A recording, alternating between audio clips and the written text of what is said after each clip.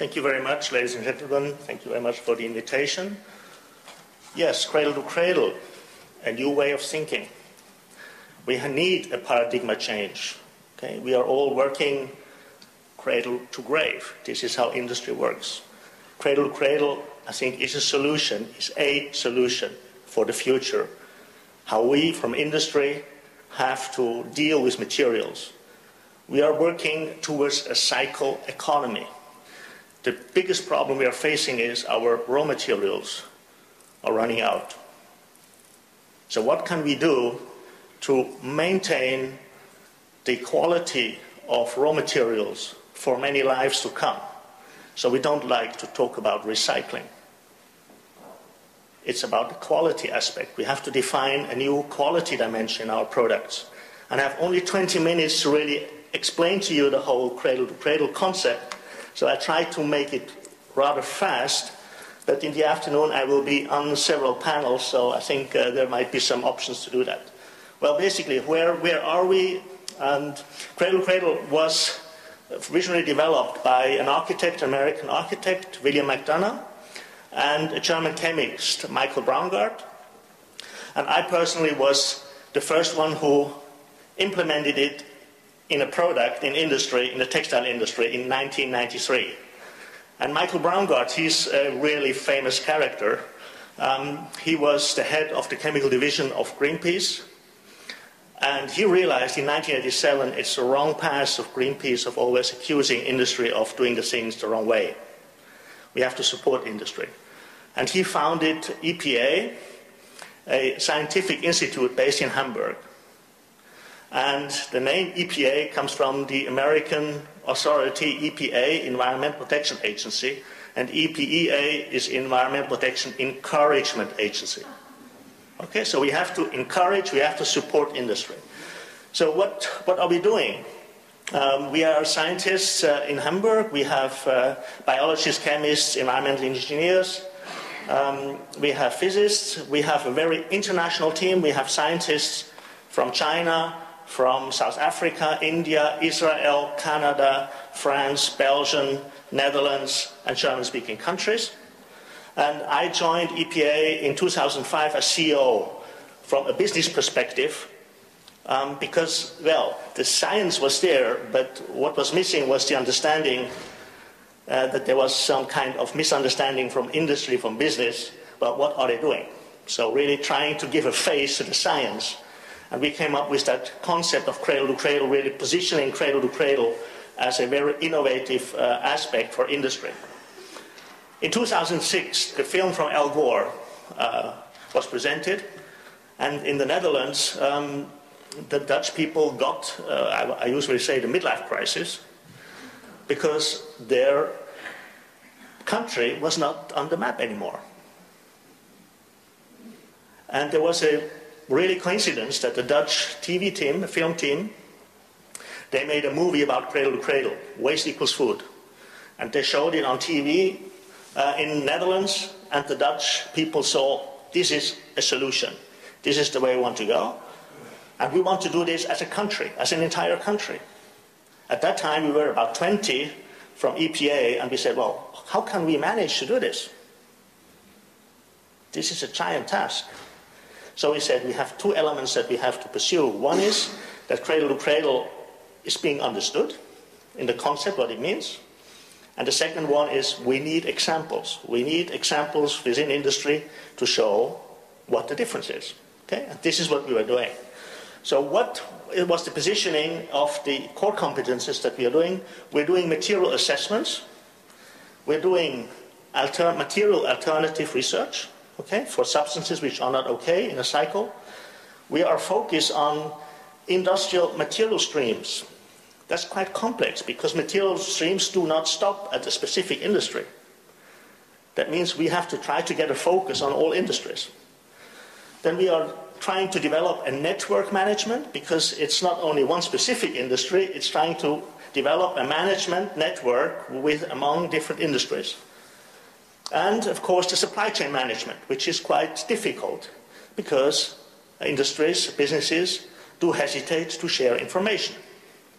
And therefore, we positioned our core competence as a knowledge trustee. And since we have established this position as a knowledge trustee, the projects are running quite smoothly. We realized that, I'm coming from Switzerland, that this area, Stuttgart, Munich, Vienna, Milano, Lyon, this rectangular, this is the industrial heart of Europe. And the Dutch people have really absorbed all our energy to develop cradle-to-cradle concepts in their country. So I decided end of 2009 to start EPA Switzerland to really develop cradle-to-cradle concept within Austria, Switzerland. And you see all the different red points are team members which are located in these areas. We have as well one team member in Japan because polymers are important. And we have one team member in Brussels with the EU because we are as well dealing with textile industry worldwide. Well, sustainability and cradle-to-cradle. What is the difference? It's a different way of thinking. We all have been educated to think in a linear way, and that's sustainability. And cradle-to-cradle is thinking in cycles, and that's the main difference. So the method is really linear versus circular. It is the orientation in the sustainability aspect is problems to reduce, minimize, sacrifice. And cradle-to-cradle is define the environmental quality first. And then really remain the raw materials in multiple cycles. Then you have the 3P, people, profit, planet. And with cradle-to-cradle you have pleasure. Because the issue of guilt is not there included in cradle-to-cradle. Because we are not losing the materials anymore. We don't lose the quality and the value of the raw material anymore. So there's no concept of guilt included. What is our main goal? The main goal is really to define our products in a way that they are safe for indoor air quality. The small particulates indoor are 3 to 8 times higher than outdoor. Politicians care about the outdoor. Industry should care as well about the indoor. So we talk about carpets, furniture, textiles, computers, colors, paints, window applications. Every product that we are designing from industry, we should focus on this goal. How are we working? We are assessing materials and an ABC-X categorization. ABC is okay, X is red. We have to find alternatives. And gray are materials where we don't have enough information. We have to see where we get some more information. William McDonough and Michael Braungart, they defined 2 systems within their concept. So the one was to define products that they are safe for biological systems, or defining products that they are safe for technical systems. And why is this? We have 4 alpha teams for the future where we really have to find solutions, and I think Cradle-to-Cradle delivers and provides these solutions. One is chemicals in water. One is sewage sludge, which is toxic today from industry and from wastewater treatment plants. So we have to redefine our system so that we can put the sewage sludge again back to agriculture. And the third one is we have a soil erosion which is extreme, and 1/3 of the CO2 is tied up in topsoil. And a lot of people always ask us, well, why do you really care about biological products? This really doesn't make sense. Yeah, it doesn't make sense in the way of thinking that every consumer would need a compost heap in his house. That's not the idea. We have to build industrial concepts for these solutions. Okay? That's the goal. And the fourth one is we don't like to talk about recycling because we are losing the value of the nutrients of our raw materials. We have to be very careful when we're developing products versus with the aspect of biological versus technical cycles. It as well depends a lot on the cultures. And that's why it's very important that we have a lot of different scientists from different nations in our team, because depending the area we're living in, some cycle economies can look in a different perspective. Let's say like the PET bottles, you see the problem that we are facing, that the PET is going into the sea. You see these huge areas which are larger than Germany, which are covered with PET bottles, and animals think that they are food, that this is food for them, and they are eating it, and they are quite desperately dying. The other concept we have to take care of is, well, what we're doing with the biological materials, PLA, for example. Well, does it come from the food chain, like this corn? What's with the GMO aspect? Solutions, we have to be very careful as well that the biodegradation of these materials, and for example in Italy there's now a law that all the plastic bags have to be biodegradable. The biodegradation only starts with 60 degrees. And within here Central Europe, the compost heap has about 40 Celsius degrees. So as well for this kind of concepts we need industrial systems that we have to develop. Well, California. There is a cradle-to-cradle certification. It was a private initiative because we didn't want to make another eco-label. We wanted to position cradle-to-cradle as a quality brand. And why is that? A quality brand defines itself in a positive definition. All these eco-labels are based on legal limits. Okay? The concept of cradle-to-cradle is if a substance is safe for a biological or technical cycle, you don't need a limit. You don't need to regulate. Okay, that's the aspect that we're looking for. And we had to take this private initiative because if we would have spoken to other organizations in the certification scheme, we would have come to a conclusion on the lowest agreeable level. But we had one problem, that we were not accredited in the work we were doing. So we had no independency of someone really looking into it. And the strong man here, at least he was very strong a few weeks ago, helped us enormously in California, and he started to help to found the Green Products Innovation Institute, and now it's called the Cradle to Cradle Innovation Institute in California. What it's all about is really building a network platform.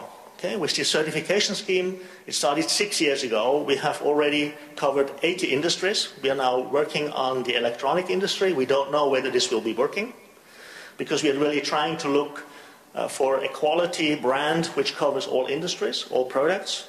We don't know if this is going to be successful or not, but I think we're pretty successful in achieving this 80 already now.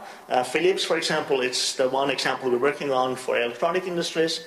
There is a waste management company, Van Gansewinkel. They are trying to change their culture from waste management to nutrient management. So they're going back to their customers in industry and saying, hey, I don't want waste anymore. Make sure these are nutrients we're getting back. Then there are several other companies that we could look into. Well, the Netherlands has become very, very successful. And now already we're talking about the blueprint of the Netherlands. And the concept we would like to really establish in other countries, like the Alpine states, for example. And, well, why do we show here people? Because human beings have to do that. Okay? This is so crucial. You have to find these pioneers who are really going to do these innovations. And the lady that you're seeing there is the former Minister of Environment of the Netherlands. The European takes it on the agenda. The EU has showed the 2020 strategy in February this year, and resources efficiency is a top priority. There are several other initiatives from the government which I think is important, but as well in the business really has to make the turn by themselves. So we have talked about the EU REACH concept, we have talked about the California concept in 2008, we have talked about the Netherlands, but the Netherlands, they have changed their procurement policy from next year on, from 2012. They will procure their products, and it's a value of 40 to 50 billion euros. They will prefer sustainable products or cradle-to-cradle products. Okay? There are some initiatives as well. In Austria, we had 2 cradle-to-cradle congresses, one last year in Vienna, one this year in Graz, supported by the Austrian gefeierten Verein here in Vienna, and ÖGUT, die Österreichische Gesellschaft für Umwelt und Technik. They initiated this, and as well the Lebensministerium has now a position of cradle-to-cradle in Austria. So there's a lot of things are going on. The Swiss government has a legislative process by consultation of a master plan, Clean Tech Switzerland. In Austria, the government, as I said before, has this position of cradle to cradle. And the Green Party in Switzerland really tries to launch a constitution initiative on a green economy. And the EU Commission I did mention. So it's about the business turnaround. What does it mean for business? Okay? And you see here the gray curve, it's the linear way of thinking. Reduce, minimize, avoid, sacrifice. And the cradle-to-cradle path is, well, if you don't lose the materials and if you don't lose the quality of the materials, you will change your business concept. And you don't have to take always the cheapest material. And this is the way cradle-to-cradle is going to open new doors for businesses. Swiss Re, the second largest reinsurance company in Switzerland, in the world, had a conference in February this year with our corporation to discuss the issue, can we design out the risks in products if we apply cradle-to-cradle? Okay? So now it's really becoming serious because reinsurance companies who really know to value about risks are now taking up this issue.